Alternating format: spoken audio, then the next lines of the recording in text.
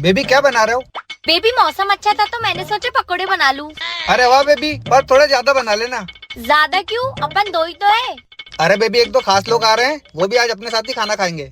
Oh hello, मैं कोई तुम्हारे घर की नौकरानी नहीं हूँ कि तुम्हारे खास लोग आते रहे और मैं खाना बनाते रहूँ। अरे पर वो लोग तो आने वाले हैं अब। हाँ तो मना कर दो फोन लगा के।